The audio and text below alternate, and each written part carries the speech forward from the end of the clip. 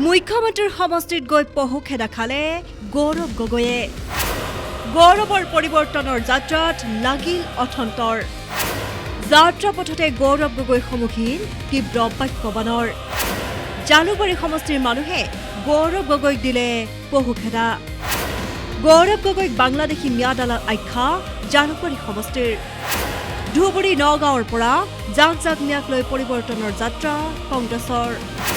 সমুখ সমৰত নামিল বিজেপি কংগ্ৰেছ।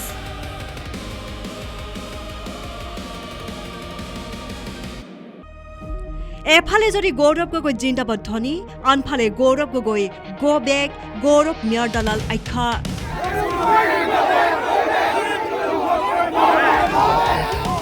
সমুখ সমৰত বিজেপি বনাম কংগ্ৰেছ। ৰাজপথৰ মাজতেই বিজেপি কংগ্ৰেছৰ তীব্ৰ যুদ্ধ।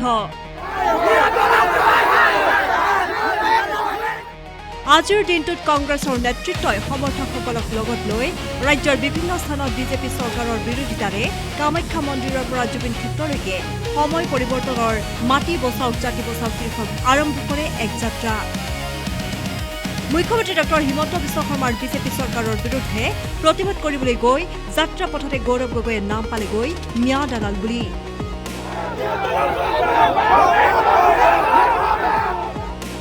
জালুকবাৰী সমষ্টিৰ মানুহে চিঞৰি গালি পাৰিলে গৌৰৱ গগৈক।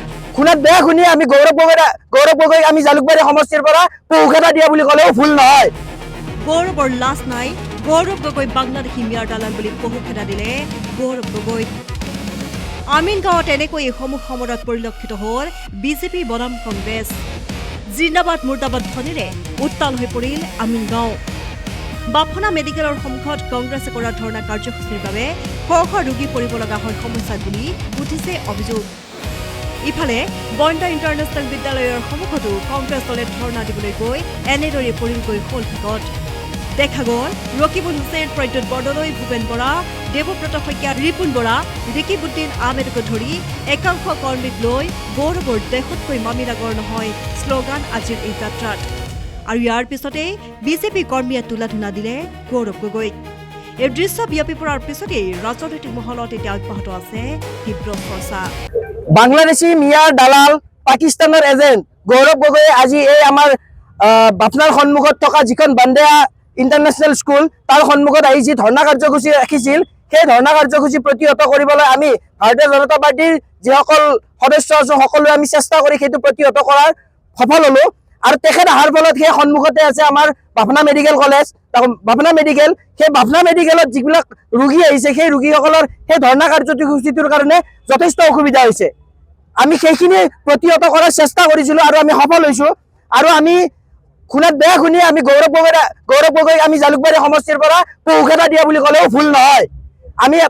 আমি গৌৰৱ গগৈক আমি ইয়াতে কোনো ধৰণৰ মানে বাংলাদেশী মিয়া আমি ইয়াতে সোমাব আশ্ৰয় নিদিয়ক, সোমাব আমি নিদিওঁ। আমাৰ জালুকবাৰী সমষ্টিত আমি এইটো পণ লৈছোঁ যে বাংলাদেশী মিয়াৰ আমাৰ জালুকবাৰী সমষ্টিত কোনো ধৰণৰ স্থান নাই। গৌৰৱ গগৈ ডাঙৰীয়াই আজি ধুবুৰীৰ পৰা নগাঁৱৰ পৰা মিয়াসকল আনি কিনে ইয়াত বন্দিয়া ইণ্টাৰনেশ্যনেল স্কুলৰ সন্মুখত ধৰ্ণাৰ কাৰ্যসূচী লৈছিল তেখেতে। আমাৰ এই অঞ্চলটোৰ এইখন স্কুলে কিমান সুবিধা দিছে ইয়াৰ লোকেল মানুহখিনিয়ে গম পায়। প্লাছ ইয়াৰ মেডিকেলৰ সন্মুখত আহি এম্বুলেঞ্চৰ অসুবিধা হৈছে, পেচেণ্টৰ অসুবিধা হৈছে। তেখেতে হেমন্ত বিশ্ব শৰ্মা ডাঙৰীয়াক আক্ৰমণৰ লক্ষ্য হিচাপে লৈছে।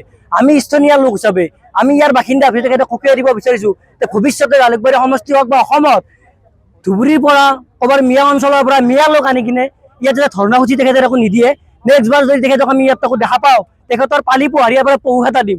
আল্টিমেটলি আমাৰ ল'ৰাই ইয়াৰ পৰা পহু খেদা দিছে, ভৱিষ্যতেও আমি তেখেতক এবাৰ পহু খেদা দিম আৰু আমি তেখেতক সকীয়াই দিছোঁ ইয়াৰ পৰা। মিয়া গেলি যদি কৰিব ইচ্ছে তেখেতে বাংলাদেশৰ যাই থাকাত কৰক, নহ'লে পাকিস্তানী এজেণ্ট গৌৰৱ গগৈ পাকিস্তানত যাই কিনে লাহোৰত ক'ৰবাত ধৰ্ণা দিয়ক। জালুকবাৰী সমষ্টি হেমন্ত বিশ্ব শৰ্মাৰ সমষ্টিত তেখেতে দ্বিতীয়বাৰ যে এনেকুৱা ভুল একো নকৰে, বাছ এইখিনি আমি তেখেতক সকীয়াই দিছোঁ ইয়াৰ পৰা। বিশেষ প্ৰতিবেদন নিউজ ডেস্ক ৰিপৰ্ট।